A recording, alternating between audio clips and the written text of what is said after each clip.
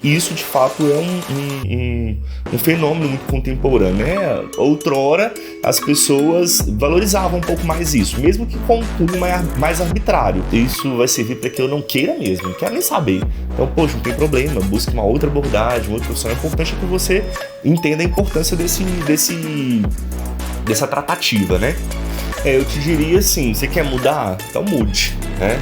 A gente tem esse hábito de terceirizar o que nós fazemos, colocando a culpa na genética, na repetição dos pais. Fala pessoal, sejam bem-vindos a mais um podcast da Líbano. Eu sou o seu anfitrião, meu nome é Everton Teles e novamente estou aqui com um profissional ímpar, um professor mais do que capacitado para nós estarmos falando sobre o assunto de hoje, que nós vamos falar principalmente sobre saúde mental. Estou aqui do lado do João Paulo Firmino e eu vou dar a oportunidade, inclusive, de você se apresentar melhor. João Paulo, diga para nós um pouco mais sobre a sua vida, sua trajetória e como você chegou até aqui no lado profissional. Sinta-se à vontade. Vamos começar explorando por esses caminhos. Certo, vamos lá. Pegando o ritmo da animação do Everson, dizer que é um prazer estar aqui, né?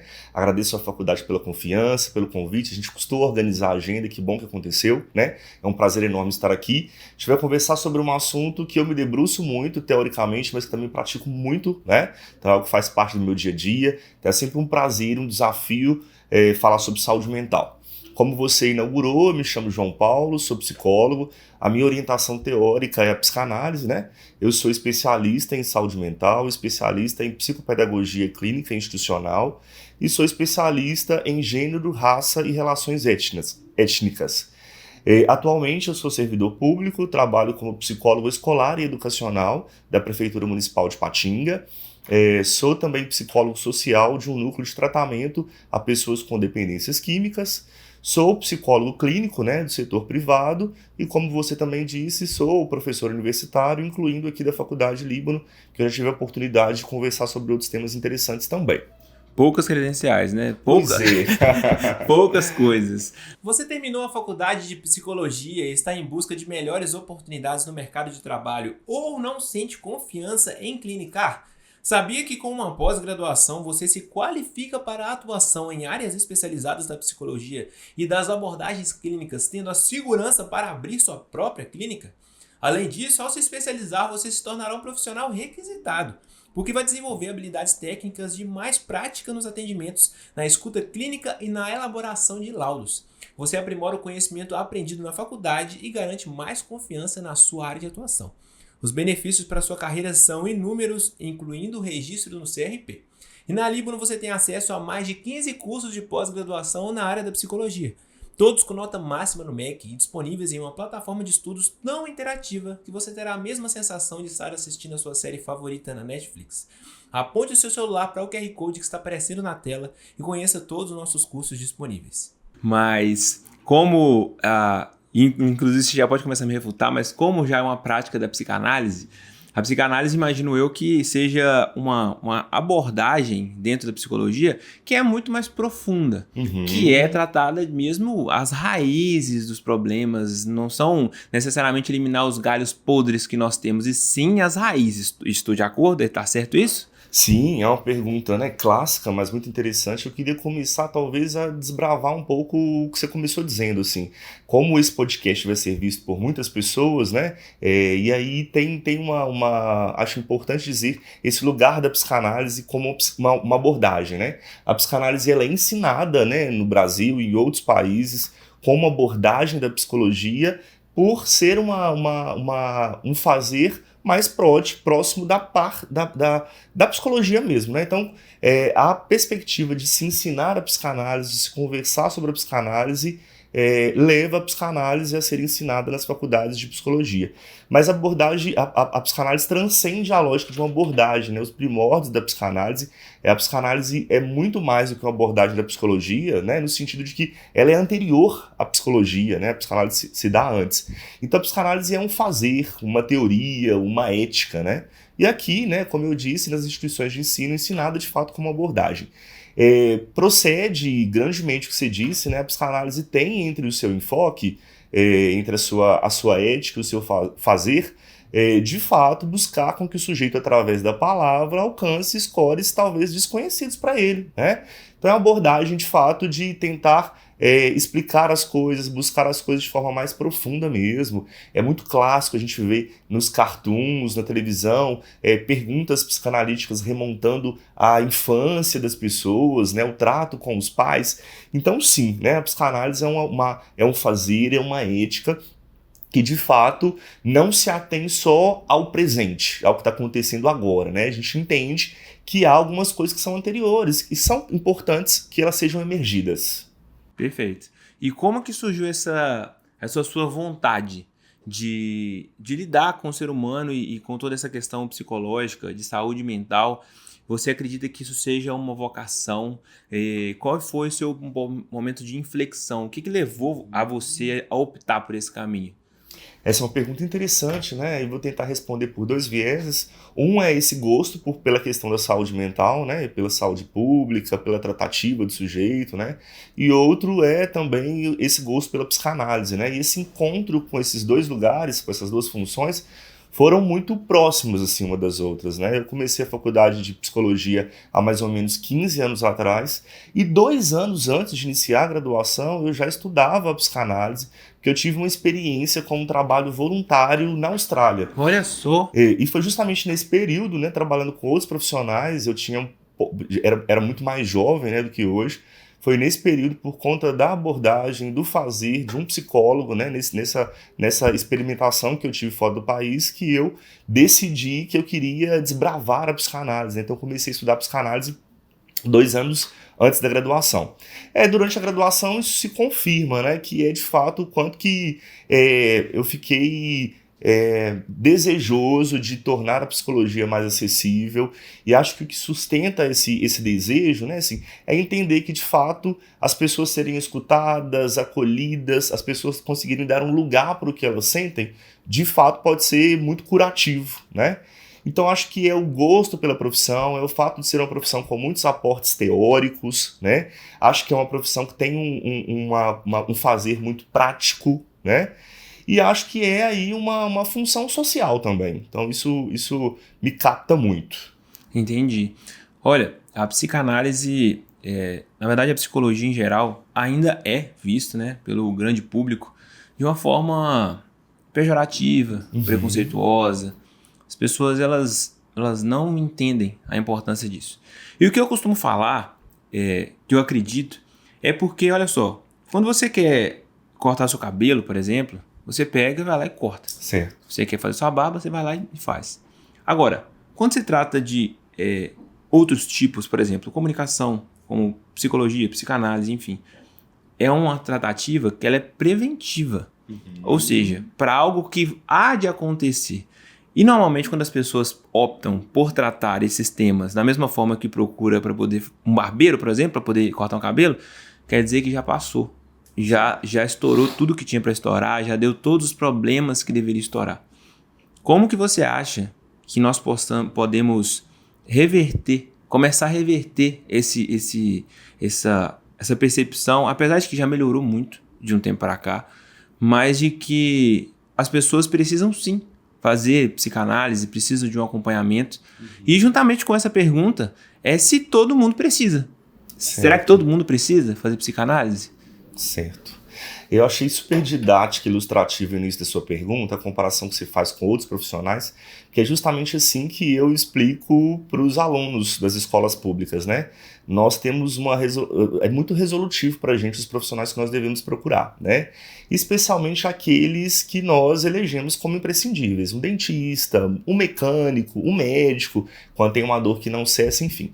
Quando você diz assim das pessoas não darem tanto crédito ou não priorizarem questões como a psicologia, a psicanálise, eu acho que diz de um sintoma contemporâneo anterior a isso, que eu acho que é o fato das pessoas banalizarem um pouco a própria possibilidade de um adoecimento psíquico, né? Então a gente entende sempre que a saúde mental pode esperar um pouco, que eu posso resolver com um hobby, com lazer ou com uma outra coisa. Principalmente para homens, né? Principalmente, eu ia dizer inclusive disso, assim, há questões estruturais, o machismo é um deles, né? Então o homem especialmente, assim, poxa, vou falar sobre o quê? Vou falar por quê, né? Então há essa sensação também de que o sujeito se despir por um profissional, né? Simbolicamente dizer o que ele sente, né? É como se o tornasse mais vulnerável, ou menos forte, ou menos másculo, né? Então, essa questão de fato da gente não priorizar a saúde mental, me parece que esse é um sintoma contemporâneo por conta da correria em que as coisas se estabelecem, né? Então a gente tenta priorizar aquilo que nos aflige de forma mais intensa. A saúde mental, muito embora traga grandes impactos para a nossa vida, a gente deixa para depois, a gente posterga, né? A gente tenta um paliativo. Então, de fato, concordo que as pessoas não têm tanto acesso como elas deveriam ter, né? Agora, outra coisa importante, assim, quando você pergunta se as pessoas deveriam fazer um processo terapêutico ou analítico, se é para todas as pessoas, né? Eu sempre digo que sim, né? Às vezes nós não temos consciência de quanto que é eficaz a gente conseguir, num lugar seguro, dizer sobre a gente, né? E acho que é muito mais do que você dizer para alguém, assim, quanto que o que você está dizendo num set de um consultório ecoa para que você mesmo saiba a seu respeito, né? O que eu estou dizendo com isso? É muito importante, seria muito importante que as pessoas tivessem um acesso maior a uma tratativa psicológica. Tanto pela perspectiva de resolver problemas já instalados, como você mesmo disse, mas com a perspectiva de evitá-los, né? Ou de se organizar, o que seria um processo de autoconhecimento. Então, a psicologia tem essa função e a psicanálise também, né? Então, de fato, agora quando você pergunta, né? Uma pergunta quase para uma pesquisa científica, assim, né? Como fazer para talvez melhorar isso, né? Ou para reverter isso, né? Acho que um dos desafios está postos, inclusive, para a própria psicologia e para a própria psicanálise, que é tornar-se mais acessível, né? Historicamente, tanto a psicologia quanto a psicanálise têm um percurso de elitização, né? De pouco acesso, de valores altos, né? De um lugar também, de um suposto saber do profissional da psicologia, como se ele fosse um mestre mesmo, e desconsidera o favor, né? Também, né? Então, acho que é uma forma de reverter isso, né? A psicologia estar mais acessível, o fortalecimento do SUS e das políticas públicas, né? A psicologia se ater também a assuntos contemporâneos, conseguir publicizar qual que é o fazer, qual que é a expertise desse profissional, né? E acho que a gente tem evoluído quanto a isso, né? E eu sempre digo que é uma tarefa imprescindível para as pessoas que estão iniciando essa praxis, assim para nós que já estamos há um tempo maior, né? Que é dizer, né, de alguma forma, tornar possível que o sujeito entenda o quanto que é importante ele tirar um tempo, ele investir também em algo que possibilite que ele fale sobre si e se escute, né? A psicanálise especialmente, né? Uma das frases lendárias de Freud é que a psicanálise é uma cura pelo amor, né? Uma cura pela palavra. Então acho que é o poder que se dá, não ao psicólogo, mas ao fato do sujeito conseguir dizer sobre si. Eu escuto muito assim, as pessoas dizendo uma diferença muito grande. Poxa, depois de um processo analítico, né, que é com um profissional da psicanálise, ou de um processo terapêutico, da psicoterapia, com um profissional de outra abordagem, eu consigo me organizar melhor, consigo antecipar um pouco mais as minhas emoções, né? Então o sujeito consegue expandir mais o conhecimento acerca de si próprio.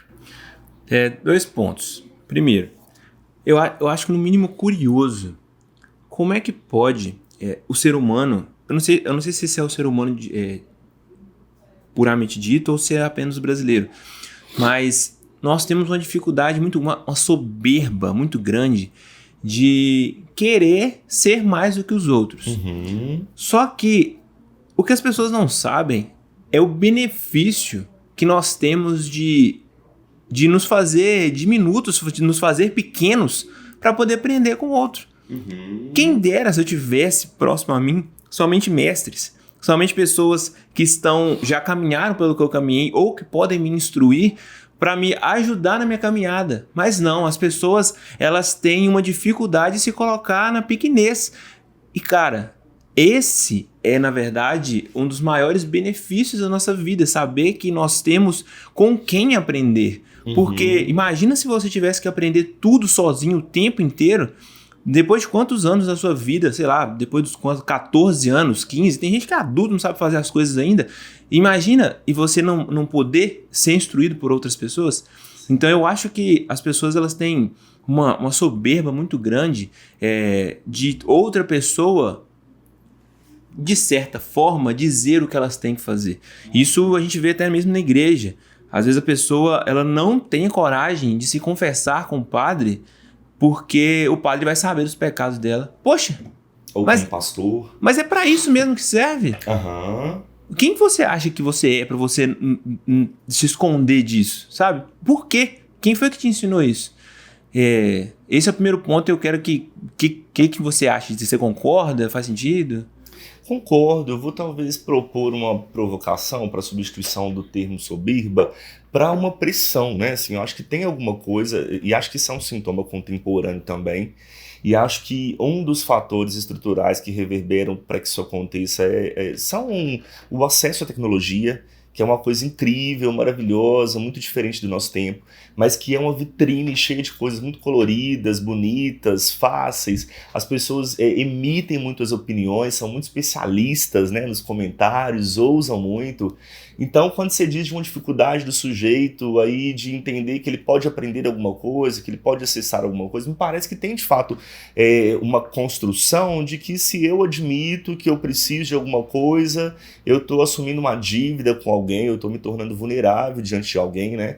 Então acho que isso de fato é um fenômeno muito contemporâneo, né? Outrora as pessoas valorizavam um pouco mais isso, mesmo que com um cunho mais arbitrário. Então o padre tem um lugar social de majestade, o pastor também, o que o pai diz não é questionado, né? Esse lugar de saber existia, era um pouco talvez mais imposto, né? Mais arbitrário. Hoje as coisas estão mais fluidas, mais corridas, a internet oferta uma cartela de coisas enormes, isso tem fragilizado também o contato entre as pessoas, né? Em contrapartida, as pessoas também costumam usar, especialmente a juventude, a internet para cunhos mais recreativos também, né? Mas, em suma, assim, eu acho que é extremamente importante que os sujeitos reconheçam, como você mesmo diz, que há muito a ser aprendido. Mesmo que não seja sobre tudo do mundo, né, mas sobre as coisas que são mais interessantes para mim, né? Então, acho que, de fato, as pessoas ficariam, talvez, mais preenchidas ou mais organizadas, né, se elas de fato tivessem essa possibilidade de fazer trocas. Acho interessante quando você diz isso, e eu concordo, poxa, se eu pudesse ter muitos mestres em volta, se eu pudesse conviver com pessoas que são sábias, né, acho que transcende também. Hoje você pode, se você tiver tempo, interesse, desejo, você pode conversar com um idoso, com seu avó, com uma pessoa da comunidade que tem muitos anos, que não tem graduação nenhuma, mas que tem uma expertise de vida, tem uma prática de vida, né? E acho que se as pessoas entendessem como que é gostoso escutar algo que você não escutou ainda, mesmo que para você questionar, para você interpelar, para você buscar uma outra fonte, né? Nós temos essa sensação de que os sujeitos parecem sentir-se cada vez mais prontos, né?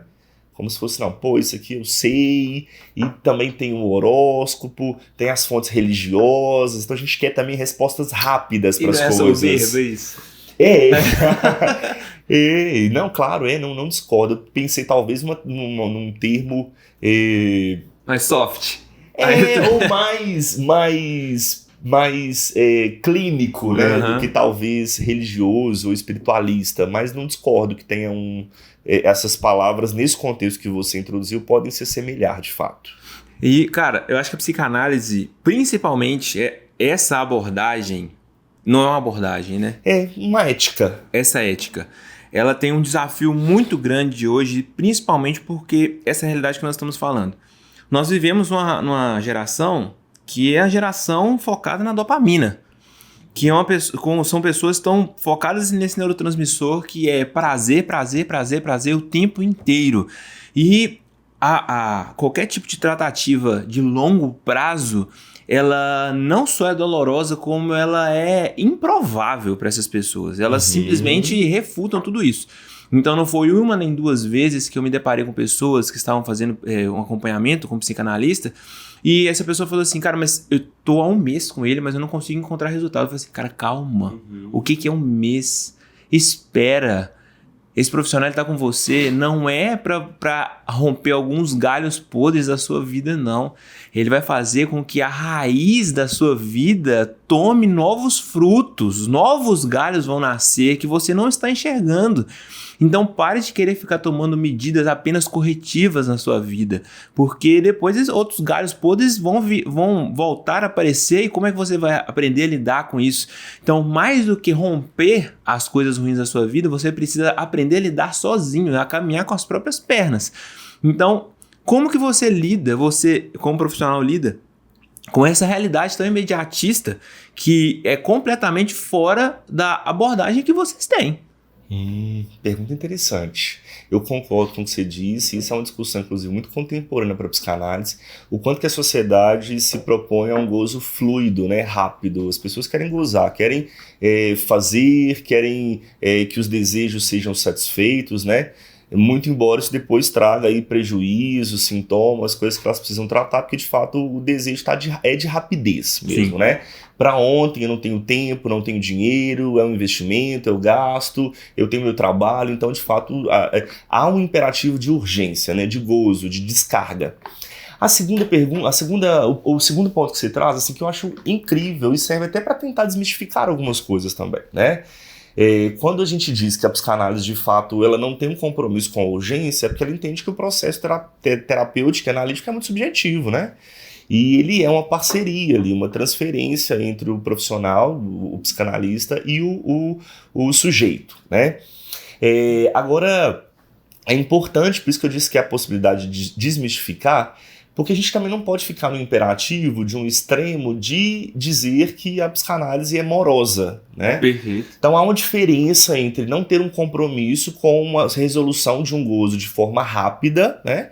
Mas também não dá para dizer que a psicanálise é morosa, que isso faz prática, isso é praxis da psicanálise, né? Perfeito. Então o que eu não vou estabelecer com você num set de consultório é um prazo para que alguma coisa se organize, isso não existe, né? Mas eu entendo que cada atravessamento, que cada processo de conversa, que cada escuta, já haverá um efeito na vida do sujeito, especialmente pelo investimento que ele faz nisso. Perfeito. O desejo dele, a vontade de se despir, de desvelar o que está acontecendo, né? Então tem extremo. Psicanálise não tem uma metodologia que preze claramente não por um rigor de prazos, né? Não faz parte. Agora, também não há de se dizer de forma irrestrita que é um fazer extremamente moroso ou arrastado. Nós pensamos que cada atravessamento, né, entre o analista e o sujeito produz efeitos, né? E aí, às vezes, também um outro sintoma muito contemporâneo, que é a ansiedade, também faz com que o sujeito queira algo além de rápido, ele quer algo óbvio. Ele quer uma resposta óbvia. Quando você diz, por exemplo, sujeito, na pergunta anterior, o sujeito ele não dá conta de que alguém diga o que ele precisa fazer. Isso é interessante, porque é justamente o que a psicanálise não faz. O psicanalista não ocupa uma função de dizer o que o sujeito tem que fazer, né? Ele provoca o sujeito diante do que o sujeito está trazendo para ele. Então isso demanda, isso angustia, inclusive. Se eu digo para você o que fazer, você faz, né? Se der errado, inclusive, você pode compartilhar comigo a responsabilidade disso. Agora, quando eu provoco o sujeito, isso angustia, e aí ele fica pensando, poxa, assim, eu vim aqui querendo alguma coisa mais fácil, eu vim com uma pergunta, o sujeito eu tô voltando com duas, né? Mas é justamente essa tentativa de não ficar na superficialidade. Agora, achei incrível, para fechar, assim, quando você faz muito legal essa defesa do método psicanalítico, né? Dizer para o sujeito assim, não, espera, calma, acho isso legal. Mas aí me provocou pensar o seguinte, um conceito muito precioso para a psicanálise, que existe em todas as abordagens, mesmo que com nomenclaturas diferentes, é o conceito de transferência. Como que é isso? Eu posso ser você pode perceber que eu sou um ótimo analista para você, né? Então, o papo tá legal, você se sente acolhido, eu tô compreendendo o que você tá dizendo. Pode ser que para uma outra pessoa, para o João, não rolou, né? Essa afinidade. Então, o que eu estou provocando dizer? Às vezes tem uma questão também que é, além do sujeito ter pressa e não ser atingido nessa pressa, tem uma coisa também que é a transferência com o profissional, né? Então, às vezes, talvez você vai insistir com ele para ele ficar mais tempo, mas se ele te provocar, pô, cara, já tem 2 meses que eu tô aqui, então, poxa, vamos pensar, talvez a questão não seja necessariamente uma troca de abordagem, vamos tentar experimentar um outro profissional? Da psicanálise mesmo, né? Por exemplo, porque às vezes é uma questão transferencial, né? Não é um profissional que é melhor que o outro. Mas geralmente quando o sujeito sai da análise angustiado com retorno, pode dizer também de uma dificuldade do vínculo entre ele e o analista. Perfeito, perfeito. E você fique à vontade em refutar qualquer coisa que eu disser, porque eu não sou especialista, o meu conhecimento ele é amplo. Mas quando eu disse sobre o processo ser demorado, de forma alguma que seja moroso, mas é porque não é que me irrita, mas me deixa incomodado o fato de pessoas quererem o resultado do dia para a noite, sabe? E na vida as coisas não são assim. Não são. Então, se você está disposto você agora optou, foi uma decisão sua, eu quero buscar o autoconhecimento, ninguém te obrigou, você tomou essa decisão. E a partir desse momento você quer que seja rápido, poxa, foi você que procurou. Ninguém pediu para que você fizesse, ninguém te amarrou. Então, respeite o processo. Se entregue esse processo, né? Não, eu concordo, como eu disse, achei só uma oportunidade legal para desmistificar isso, né? E acho que o que você está dizendo é muito interessante mesmo. O sujeito padece de um mal sintomático há 10 anos, né? Então, dá para achar que em 4 sessões um sintoma que eu repito há 10 anos vai ser resolvido? Dá para achar que uma coisa que me angustia há anos vai ser resolvida em 2, 3 conversas, né? De fato, as coisas não são assim. Eu posso tentar calar o sintoma do sujeito. Mas se o sujeito padece de algum mal psíquico, a primeira coisa é entender que mal é esse, né? É quase que um processo investigativo mesmo, né? E aí o sujeito precisa conhecer de fato de que mal ele padece para que isso seja tratado. Conhecer esse mal, se aprofundar nisso, requer tempo. Né? Perfeito. Quando o assunto é saúde mental, é muito comum a gente pegar e voltar no período da pandemia. Certo. Porque, por mais, talvez, clichê e óbvio que seja para todo mundo, porque a gente estava cansado de ouvir em respeito a isso, acerca disso, mas na pandemia as pessoas ficaram completamente defasadas, largadas. Temerosas, né? Assustadas também. Exatamente. E por muitas frentes diferentes. Como que foi a adaptação para o profissional de psicanálise lidar com isso? Porque era um problema vigente, imediato, daquele momento. Certo. E que às vezes pedia uma velocidade, vamos dizer. Como que vocês se adaptaram a esse cenário? Essa pergunta é incrível, né? Que bom que você trouxe esse assunto. A pandemia não foi boa em aspecto nenhum, mas acho que ela fez com que os setores e os sujeitos se reinventassem. Eles foram obrigados a isso, impulsionados a isso, né? E a pandemia, de fato, escancarou várias questões que fizeram com que nós nos sentíssemos mais vulneráveis. Acho que uma das angústias, talvez contemporâneas mais intensas, é o medo da morte, né? A finitude. Então nós ficamos coletivamente conectados ao medo mesmo de deixar de existir, né? Então isso nos desorganizou muito, isso trouxe muita tensão, isso trouxe incerteza, né? Foi um processo de fato muito sensível, né, para a humanidade de uma forma geral. Quando eu disse que a pandemia não foi boa em aspecto nenhum, mas que ela nos ensinou algumas coisas, e aí eu vou dizer da psicanálise, mas já num recorte maior que da própria psicologia, né? Quando você diz de como que, ou se houve uma adaptação, já que escutar os sujeitos era muito importante naquele momento, né? A pandemia atingiu todo mundo, mas cada um sentiu os impactos de uma forma distinta, né? De acordo com a minha realidade de vida, eu sofri por conta da pandemia, você também, realidades diferentes. Mas aí nessa perspectiva de que a pandemia precisou impulsionar ou serviu como impulso, foi um momento inclusive para acontecer algo muito importante, que é fazer com que a psicologia e consequentemente a psicanálise fossem mais acessíveis e menos burocratizadas. Porque através da pandemia e da necessidade das pessoas serem escutadas, o Conselho Federal de Psicologia então legitima, estrutura e organiza o atendimento remoto, né? Então, isso nunca mais mudará, isso se instaura com o processo pandêmico e vai existir sempre, né? Que é o uso da tecnologia para que os sujeitos se tratem, né? Então, hoje a psicologia se desburocratiza também por isso. Eu sou psicólogo clínico, né? Eu tenho muitos pacientes que são de fora do país, que são de outros estados, de outras cidades, né? Então, acho que o que a pandemia trouxe de inventivo para a psicologia nós precisamos alcançar os sujeitos. E a partir daí, a psicologia se organizou de forma remota mesmo, ou por links, né, por salas de conversa, ou por grupos remotos, ou pelo próprio WhatsApp, de forma desburocratizada. O sujeito precisa de uma internet basicamente estável, de condição de sigilo no lugar que ele está. Então, o impulso que a pandemia trouxe para a psicologia é que ela pode atingir os sujeitos, né? Os sujeitos podem alcançar a psicologia também de forma remota. E como é que foi essa adaptação do presencial para o remoto para vocês? Vocês sentiram que houve uma diferença? O resultado ele demora mais a vir?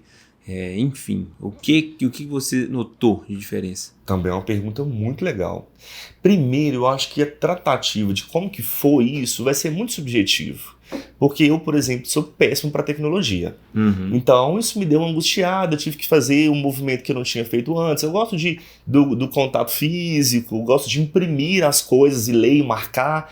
Então, cada profissional teve um desafio de acordo com a aptidão que ele tinha ou não com o setting, com o cyberespaço, né? Essa é a primeira coisa. Mas foi adaptável, porque se eu tenho dificuldade com a tecnologia, vou imaginar que algumas pessoas que eu vou escutar também tenham essa dificuldade ou ainda maior. Então, de fato, como eu te disse, foi bem desburocratizado, né? Agora, a segunda pergunta é muito interessante, né? A eficácia de um método em detrimento do outro, remoto e presencial, né? Quando o Conselho Federal de Psicologia normatiza um atendimento remoto, ele está dizendo de forma extremamente clara que ele está fazendo isso porque, tecnicamente, não haverá prejuízos de um em detrimento do outro, né? Então, os mesmos resultados esperados num setting clínico presencial são aqueles que podem ser entregues pelo meio, pelo remoto. O que é talvez a dinâmica disso, né? Talvez um sujeito que vai ter resistência com a internet, então é melhor que seja presencial. Se ele estiver desconfortável com a internet, talvez o processo fique aí fragilizado. Não é porque há uma discrepância de entrega dos dois métodos. É uma questão do sujeito, talvez, com a tecnologia. Então tem pacientes que não quero remoto, de jeito nenhum, né? Quero presencial. Então, enfatizando, quando o conselho entende que o atendimento pode ser remoto, ele sinaliza que não há prejuízo de uma modalidade em detrimento da outra. Perfeito. Agora vamos voltar agora pro quadro clínico, né?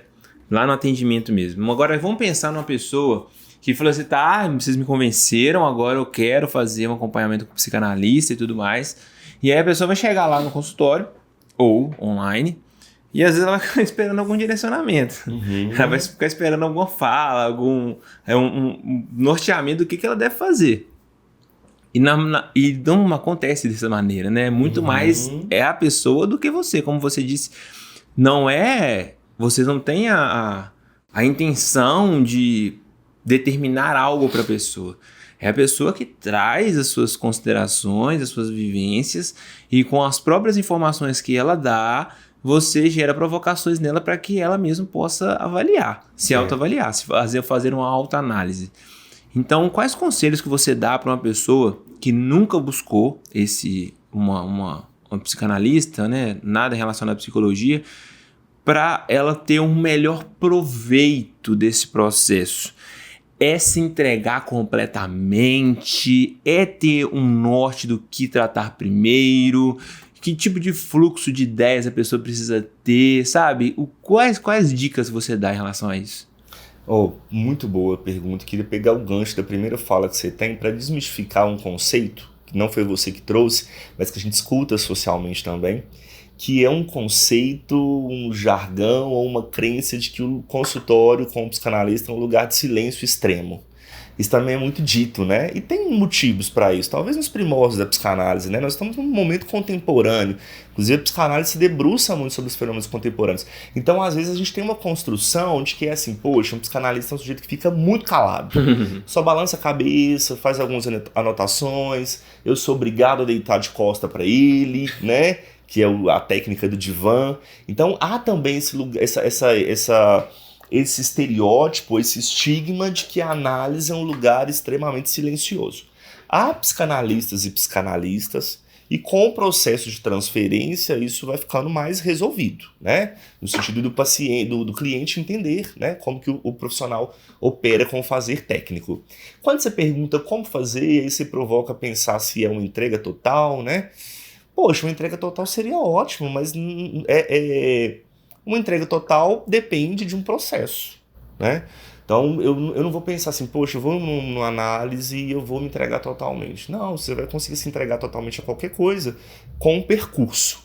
Eu talvez, sempre costumo dizer, assim, vou usar um termo mais contemporâneo, assim, que é talvez o sujeito conseguir aguçar a sua capacidade de feedback, de dar retorno. Porque a pessoa que diz pra você assim, cara, olha, eu fui lá e não gostei disso, disso, é uma pessoa que provavelmente não vai voltar lá. Ele podia ter dito isso pro profissional, né? Então, cara, olha, eu tô aqui, tem 3 vezes que eu tô vindo aqui, eu vim porque eu acho importante, eu relutei um pouco, agora eu queria conversar um pouco sobre o seu método aí, porque eu tô ficando um pouco angustiado. Né? Assim, é isso mesmo? Você fala pouco mesmo? Eu tô esperando uma resposta muito clara, você pode me explicar se não vai vir nunca? Perfeito. Então, às vezes, essa busca, essa tratativa com o próprio profissional, né? Eu não vou lá no consultório e vou achar péssimo e vou sair e vou dizer para um amigo, não, poxa, vamos lá, você tá ali. Uma das coisas que você pode tratar com um analista é o método, né? O profissional pode te dizer mais da psicanálise. Perfeito. E aí, a partir disso, você pode até pensar assim, poxa, agora o próprio psicanalista me disse sobre a psicanálise. Agora, isso vai servir para que eu não queira mesmo, não quero nem saber. Então, poxa, não tem problema, busque uma outra abordagem, um outro profissional. O importante é que você entenda a importância dessa tratativa, né? Mas, em resumo, eu acho que o retorno, assim, pô, tá angustiado com a tratativa do analista? Isso pode ser um sintoma, pode ser a sua repetição de impaciência desde sempre. Dê a ele esse retorno. Acho que isso é importante. E porque dá um exemplo de como foi quando eu fui a primeira vez. Eu fui de coração completamente aberto, já preparado que eu ia descarregar mesmo. E aí, no primeiro encontro, na primeira sessão, a psicanalista, ela não disse nada. Uhum. Ela não disse nada. E eu nem cobrei dela isso, nem esperava que ela dissesse nada, na verdade. Mas é porque, igual eu te falei, eu já fui com o coração aberto. Certo. Então eu fiquei durante 1 hora falando, chorando. E eu só fui entregando as coisas. Então eu tenho uma percepção, pode ser equivocada, de que essa minha entrega, ela conseguiu dar mais ferramentas para ela trabalhar. E automaticamente isso também agilizou o processo. Sim. E acabou que ela acabou sentindo uma certa liberdade de me provocar com coisas um pouco, vamos dizer assim, avançadas. Coisa que talvez uma pessoa que seja mais dura tenha um pouco mais de dificuldade de receber esse feedback. Faz sentido o que eu tô falando? Faz, e você provocou também uma outra coisa importante para ser desmistificada, né? A psicanálise não é uma só. Psicanálises são várias psicanálises, né? Perfeito. A psicanálise funda aí com as ideias basilares de Freud, mas há muitas escolas de psicanálise, há muitos discípulos de Freud, há muitos dissidentes de Freud, né? Pessoas que pegam a teoria básica da existência posta de um inconsciente, mas que saem, buscam outros ares, bebem de outras fontes que não de Freud. Então, pode ser que alguns psicanalistas sejam mais ortodoxos, mais silenciosos, pode ser que outros sejam mais contemporâneos, mais interpelativos, né? Pode ser que uns sejam lacanianos, outros freudianos, junguianos, por aí vai. E acho importante dizer disso, assim, se o sujeito tem uma predileção pela psicanálise, se foi indicado a psicanálise, há também uma diferença entre os profissionais, né? Porque, como eu te disse, a psicanálise, ela são psicanálises, né? A lógica do inconsciente é a mesma, mas os sujeitos, então, buscam orientações teóricas distintas. Essa coisa da entrega é muito legal, mas às vezes depende do seu momento de vida, depende da leitura anterior que você fez do método, depende do seu grau de instrução, né? Depende de muita coisa, né? Mas acho que volto, assim, faz sentido e o ideal seja que o sujeito ofereça esse retorno ao analista no processo terapêutico. Perfeito. Eu quero agora levantar uma questão que pode ser um pouco polêmica, que é o seguinte. O que eu sinto em relação à psicologia, psicanálise e tudo quanto é tipo de profissionais que trabalham a mente das pessoas, e isso eu vou incluir agora de uma maneira que você provavelmente não vai gostar, mas os coaches, né? Uhum. Enfim, eu sinto que, de certa forma, existem muitos profissionais que brigam entre si. Seja, igual você disse, uma psicanálise freudiana, aquela que é junguiana, Sim. enfim. Aqueles que não fazem o uso da psicanálise, optam por um método mais corretivo, mais imediatista, e aqueles coaches que não têm uma formação em psicologia, em nada disso, mas que também, de certa forma, e em algum grau, também ajudam essas pessoas. Ofertam uma resolução, um produto, né? Exatamente. Você não acha que essas brigas, esses conflitos, eles acabam diminuindo ainda mais a percepção das pessoas do efeito da psicologia como um todo, e que, na verdade, cada um deveria se abraçar, tipo, e pensar que cada um tem a sua frente diferente e que tá tudo bem. Porque, independente de se o coach está fazendo errado, provavelmente você não vai ter acesso lá. Então, nem se a gente quisesse atender todas as pessoas do mundo, a gente não seria capaz. Certo. Então, o que você pensa sobre isso? Não, complexo, né? Primeiro que eu acho que os psicanalistas não podem brigar entre si. Isso não pode ser Os psicanalistas, né, não podem entender isso como um contínuo, né? Talvez a gente vai discordar na discussão sobre algum caso clínico. Ok. Mas uma discussão entre teorias não, né? A nossa base é Freud, é a psicanálise clássica, né? Então a gente aprimora, a gente busca outros fazeres, mas sempre fazendo um retorno a Freud, né? É o que eu acredito, o próprio Lacan diz muito disso, né? E acho que você traz algumas questões interessantes para a gente pensar, que é um pouco do respeito ao trabalho de cada um, que cada um propõe. Então eu não vou dizer para um paciente que a terapia cognitivo-comportamental é péssima. Não vou dizer para um paciente que o humanismo é ruim, assim, né? O sujeito está num processo de tratamento e tem um profissional ali, né? Vamos pensar que há métodos diferentes de se atingir o mesmo objetivo, um objetivo similar, né? Então, poxa, o sujeito está num consultório com um psicanalista querendo entender questões que melhoram a sua saúde mental. Ele está fazendo a mesma coisa num setting consultório com um profissional existencial humanista, né? Não tem uma supremacia de saber, né? São éticas distintas. Agora, quando você traz assim, essa questão é importante também pensar que há muito exercício legal da profissão, que há muito gato por lebre, que há muitas propagandas enganosas. Então é um dever profissional lutar contra essas questões, caso seja o caso, né? Então, a psicanálise não briga entre si, as abordagens não podem brigar entre si. Inclusive o serviço público ensina muito isso pra gente, porque no serviço público existe uma equipe de trabalho, e essa equipe de trabalho tem abordagens diferentes. E cada abordagem se soma para construir um caso. Não vai ficar brigando, pô, não, mas eu acho que isso aqui é um conceito mais da psicanálise. Não tem isso, né? Mas, repito, existem coisas que aviltam a profissão, existem... Isso que você diz, pô, um profissional falar mal do outro baseado na abordagem, né? Isso é uma coisa que o cara vai dizer, pô, se até os psicólogos estão falando mal um dos outros, né? Eu posso dizer, se ele me perguntar, os limites que eu entendo que a abordagem tem, né? Ou como que a psicanálise funciona, para que ele escolha, né? Mas eu queria repetir isso, assim, existe o charlatanismo, existem propostas irreais, e contra isso nós devemos, de fato, tentar sucumbir. Entendido. Quais conselhos que você daria, João, para pensando assim na vida cotidiana das pessoas?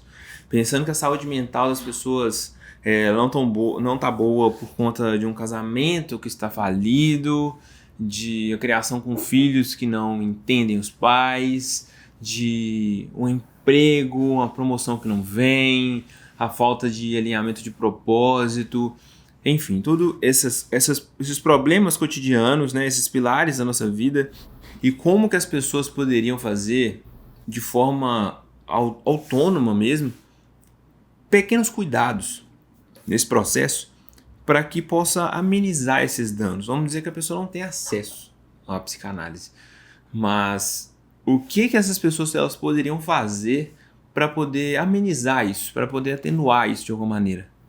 Acho uma pergunta incrível e impossível de ser respondida. Isso é muito subjetivo, né? Mas acho que talvez se eu fosse dar um aconselhamento, eu acho que as pessoas precisam talvez procrastinar menos, acho que as pessoas precisam escutar mais o corpo delas, né? Quando ele sinaliza algum adoecimento. Mas eu acho que as pessoas precisam criar mais consciência sobre essas questões que você trouxe. Assim. Então, é um casamento. Poxa, vou tomar consciência aqui, como se fosse colocar as ideias na mesa. O que eu posso fazer? O que eu estou padecendo? Que mal que está acontecendo? Então, talvez, se nós tivéssemos a possibilidade de aconselhar que as pessoas conseguissem produzir visões mais amplas sobre o que acontece com elas, né? Você narrou coisas complexas, e aí as possíveis soluções também serão complexas. Mas talvez, se as pessoas conseguissem criar uma visão mais ampla daquilo que as incomoda, né?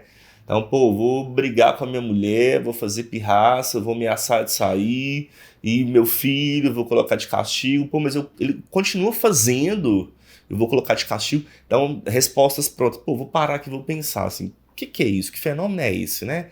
Por que esse casamento não tem diálogo? Em que ponto a gente se perdeu? O que eu falo com o menino que ele vai ter uma sanção e mesmo assim ele continua? Então eu acho que as pessoas precisam tomar uma consciência mais ampla das coisas que acontecem no cotidiano. Você mesmo usou extremamente bem o termo cotidiano. Então cotidiano, né, é todo dia, é o que se repete, a gente costuma não se debruçar sobre ele. Então ficam coisas cotidianas com uma visão cotidiana, rápida, né?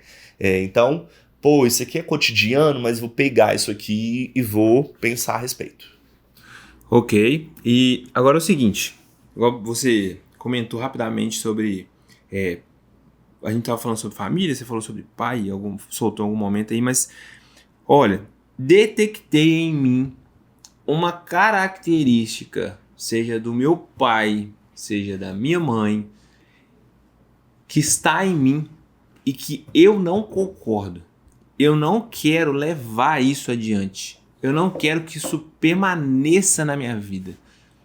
Para a psicanálise, esse comportamento, ele pode ser alterado? Tem como você abandonar esse não é viés, mas esse comportamento, essa repetição que você acompanhou ao longo da vida, é possível de se desvincular dele? Eu te diria assim, você quer mudar? Então mude, né? A gente tem esse hábito de terceirizar o que nós fazemos, colocando a culpa na genética, na repetição dos pais. Não que isso não seja legítimo, né? Isso de fato é legítimo. Mas a partir do momento que você tomou consciência de alguma coisa que é incômoda ou que produz sofrimento, não é o fato de você ter trazido isso desde sempre que vai impedir de você tomar uma outra rota, né? E acho que um ponto interessante é pensar assim, nós somos constituídos pelos laços sociais. E os primordiais são os nossos cuidadores, né? A presença deles ou a ausência. Mas o que é mais importante, talvez, o que será mais instrumento de trabalho, não é o que o outro fez pra gente.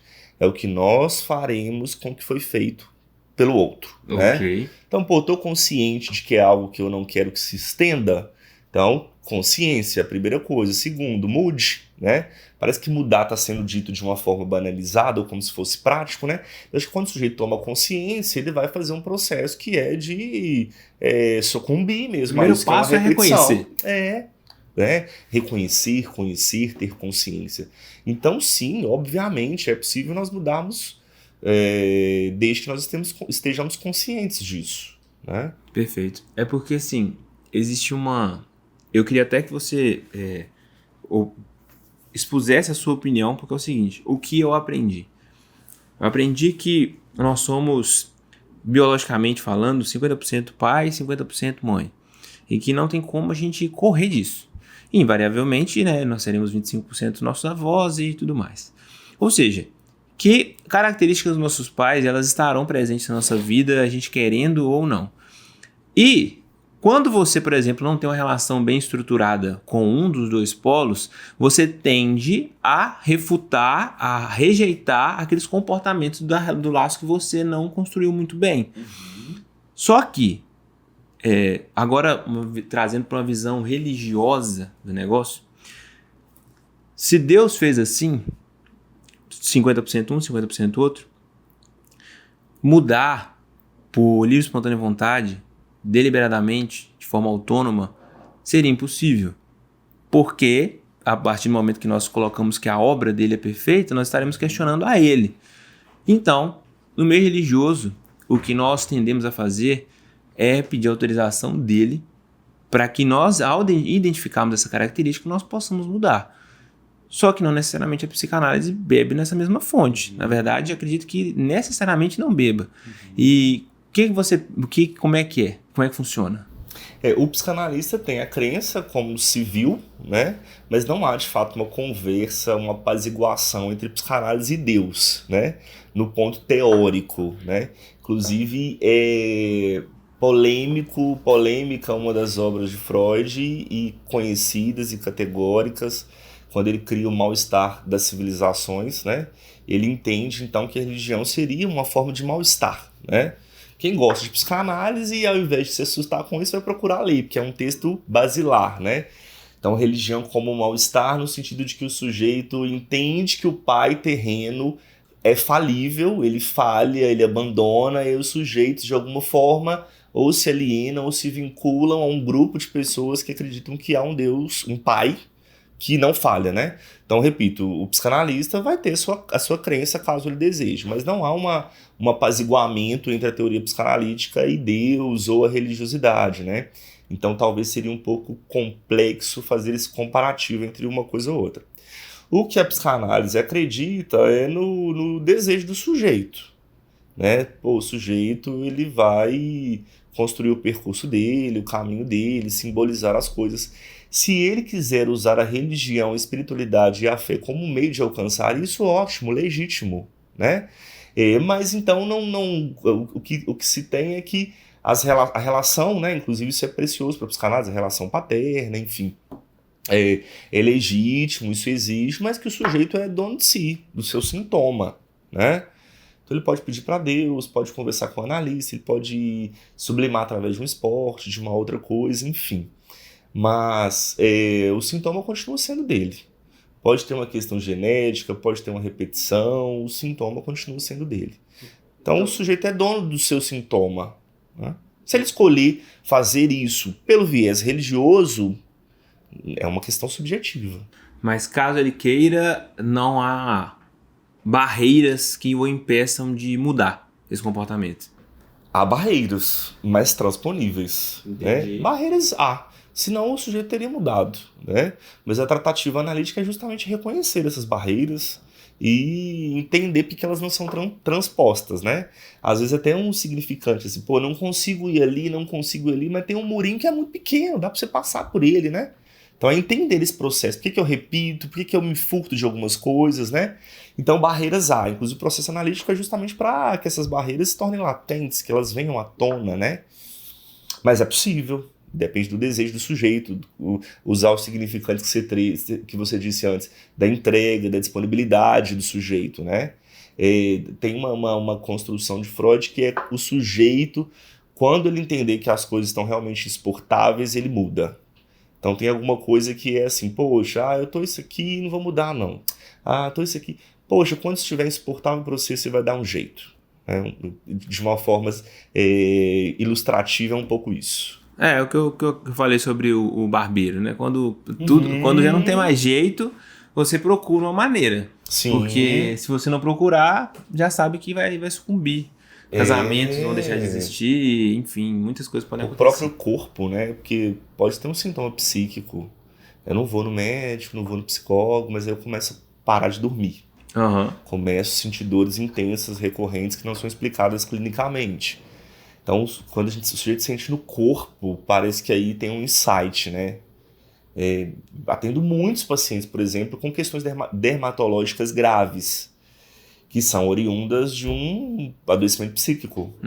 Só que o sujeito podia ter ido no psicólogo há um tempo atrás, né?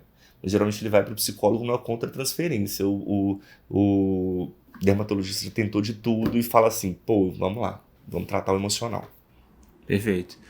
João, quais conselhos que você dá para uma pessoa que ela se graduou em psicologia e ela queira se pós-graduar, ela queira se aprofundar na psicanálise ou em outra frente, em relação ao campo de atuação, sobre inovações, qual que é a cabeça que a pessoa tem que ter ao abraçar esse novo ciclo da vida? E, obviamente, o que ela não pode estar esperando em relação a isso. Quais conselhos que você dá para esses alunos? O primeiro deles é que eles se inscrevam na especialização de psicanálise da Faculdade Líbano. Imediato. Eu posso dizer que é muito bom, eu fui professor, né, ministrei todas as aulas, o conteúdo é muito legal. Então, a psicanálise tem um tripé, tem pilares, né, que é o conhecimento teórico, a supervisão clínica e a autoanálise. Então, a gente não se torna psicanalista sem esse tripé. Inclusive, o curso, né, a especialização, versa muito sobre isso. Cara, a psicanálise é uma ética que demanda dedicação, então talvez aconselharia isso. A psicanálise é estudo constante, é troca entre pares, é experimentação prática, é vídeo, é difícil, é vontade de desistir, é ler e achar que não entendeu nada e depois uma palavra fazer sentido, né? Então a psicanálise especialmente demanda o quê? Demanda desejo, demanda desprendimento, demanda... humildade. Humildade também, né? No sentido de que eu não sei de tudo, né? E pode ser que eu saiba, mas é uma interpretação, então vou escutar uma outra pessoa, né? Eu não me vejo exercendo a psicologia, né? Eu, João Paulo, com outra ética, com outra linha que não fosse a psicanálise, né? Justamente por essa amplitude, né? São muitos conhecimentos, são muita possibilidade prática, né? Então, acho que quem se formou ou quem está estudando ainda deve buscar conversar com pares, ter supervisão, fazer a sua própria análise, né, com um profissional também. E a psicanálise se dá através de estudos. Se a pessoa não quer estudar, não dá para fazer psicanálise. Não dá. Não dá. Ou a pessoa opta por estudar constantemente, igual você disse. Vai ter momentos que você vai falar assim, cara, eu não tô entendendo nada do que tá falando aqui. E eventualmente isso vai acontecer, principalmente quando você começar a revisitar algumas leituras mais antigas, com algumas palavras, um vocabulário mais específico, mais né? específico. Então vai ser até dolorido. Sim. Mas você tá entregando a realidade. Campo existe, né, João? Sim, acho que o campo é para a psicologia de uma forma geral, né? Campo público, privado, públicos específicos, adulto, criança, idoso, coletivo, individual. De fato, assim, é uma luta, né, para questões, carga horária mais justa, para salários, né? Então os profissionais, a gente tem esse movimento também, deve haver como em outras profissões, mas de fato, assim, sempre há a vaga, porque as questões relacionadas ao adoecimento psíquico são muito atuais. Sim. Né? Muito atuais. Não só atuais, mas e agora estão vindo novidades na sociedade, né? Porque com o advento da internet, smartphones e tudo mais, Existem agora novas barreiras que até então a humanidade não tinha vivenciado. Essa ansiedade exacerbada, né, patológica, nunca foi assim tão presente na sociedade. Verdade. E automaticamente nunca foi tão necessário também um profissional que lide com a saúde mental. Sim. Correto?